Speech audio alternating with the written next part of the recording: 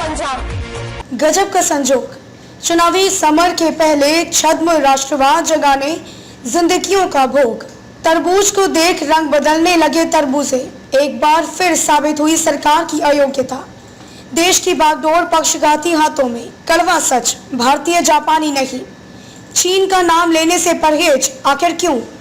सत्य उजागर ना हो इसलिए सवाल पूछने वाले राष्ट्रद्रोही। सेना, विदेश मंत्रालय और प्रधानमंत्री के बयान विरोधाभासी, सवाल तो उठेंगे। गजब का संजोग देखने में आता है जब भी देश में कहीं भी चुनाव की चौसर बिछाने का समय आता है या फिर सत्ता के चूल्हे हिलने लगते हैं अथवा कुकर्मों की कमाई मुट्ठी से रेत की तरह फिसलने लगती है, तभी कुंभकर्णी निद्रा में आराम फरमा रखे छद्म राष्ट्रवाद को जगाने के लिए जिंदगियों का भोग लगाया जाता है। अभी तक तो अकेला पड़ोसी पाकिस्तान था, वह भी अधमरासा, मगर अब तो पड़ोसी चीन भी फिर से 1962 के सपने को पाले आंखें दिखाने लगा है। चीन को किसी भी दृष्टिकोण से कमजोर नहीं कहा जा सकता है। जैसे तरबूजे को देखकर तरबूज रंग बदलता है, वैसे ही चीन पाकिस्तान को देखकर अन्य पड़ोसी बांग्लादेश, श्रीलंका और नेपाल भी सिर उठाने लगे हैं। बांग्लादेश, श्रीलंका, नेपाल का भारत जैसा शक्तिशाली पड़ोसी में आंखें मिलाकर बात करना कहीं ना कहीं भारत की विदेश नीति और कूटनीति पर सवालिया निशान लगाता है। 1962 में चीन द्वारा किए गए विश्वघात से बावजूद 2020 तक के लंबे सफर में भी चीन की नीति नियत को ना समझ पाना वर्तमान सरकार की अयोग्यता को ही दर्शाता है। पुलवामा में 40 और अब गलवान घाटी में 20 भारत रत्नों की हत्या यह बताने के लिए काफी है कि देश की बागडोर पक्षघाती हाथों में है, जो किसी भी दृष्टिकोण से उचित नहीं है। एक बार फिर देशवासियों के आक्रोश को डाइवर्ट करने के लिए छद्म राष्ट्रवाद के जिन को बोतल से निकाला जा रहा है, यह जानते हुए भी कि अंतर्राष्ट्रीय प्रतिबद्धताओं के कारण किसी भी देश से व्यापारिक संबंधों को पूरी तरह समाप्त नहीं किया जा सकता। चीन से व्यापारिक संबंध खत्म करने की आवाजें उठाई जा रही है। देश विभाजन के बाद से आज तक पाकिस्तान से सौहार्दपूर्ण वातावरण नहीं होने के बाद भी क्या पाकिस्तान से व्यापारिक संबंध पूरी तरह तोड़े जा सके हैं? नहीं।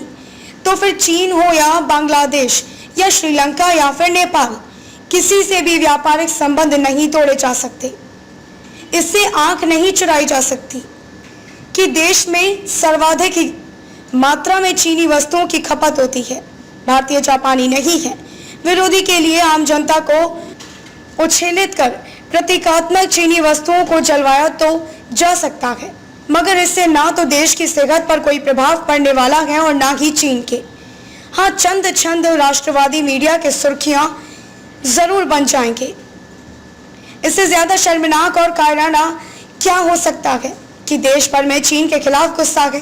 भले ही चीनी सामान को प्रतीकात्मक की जलाकर विरोध जताया जा रहा है, मगर प्रधानमंत्री नरेंद्र मोदी ने आत्मनिर्भरता के लिए आयात घटाने को आह्वान करने में भी चीन का नाम लेने से परहेज किया। रेलवे ने एक चीनी कंपनी का 471 करोड़ रुपए का ठेका रद्द तो किया, मगर यह स्पष्टीकरण करते हुए कि चीनी कंपनी का काम धीमा था, सैनिकों की शहादत पर नहीं। मेगा स्टार अमिताभ बच्चन, भारत रत्न सचिन तेंदुलकर सहित कई सेलिब्रिटी आज भी चीनी प्रोडक्ट का विज्ञापन कर रहे हैं। सरकार से जब भी सवाल किया जाता है तो विशेष राजनीतिक दल और उसके अनुयायी राशन पानी लेकर सवाल पूछने वालों को कोसने लगते हैं। उन्हें देशद्रोही की कतार में खड़ा किया जाता है। कुछ पर तो देशद्रोह का मामला भी दर्ज करा दिया जाता है। इसके पीछे की सच्चाई यह है कि दल विशेष और उसके नेत्रहीन फॉलोअर्स चाहते नहीं कि उनके द्वारा ना तो दाल में नमक के बराबर, ना ही नमक में दाल बराबर, बल्कि नमक को दाल बताकर परोसे गए झूठ की कलई खुले, जो उनकी ही देशद्रोहिता को दर्शाता है। चीनी सैनिकों द्वारा भी इस भारतीय सैनिकों की हत्या के बाद सेना और विदेश मंत्रालय ने बयान जारी किया था कि चीनी सेना के साथ हुई झड़प में कोई भी भारतीय जवान लापता नहीं हुआ है। इसी तरह का बयान चीन की तरफ से भी आया था कि भारत का कोई भी सैनिक उसके कब्जे में नहीं है। अब जानकारी दी जा रही है कि लगातार 3 दिन की वार्ता के बाद चीन ने हमारे अगवा किए गए मेजर तथा कैप्टन सहित 10 जवानों को रिहा कर दिया है। गलवान घाटी गतिरोध खत्म करने वाले अगले हफ्ते फिर बातचीत की जाएगी, जिसमें चीनी सेना गलवान घाटी से अपने सैनिकों को हटा ले, इस बात पर जोर दिया जाएगा। प्रधानमंत्री नरेंद्र मोदी ने सर्वदलीय बैठक में कहा कि पूर्वी लद्दाख में ना कोई हमारी सीमा में घुसा है, न हमारी पोस्ट किसी के कब्जे में है।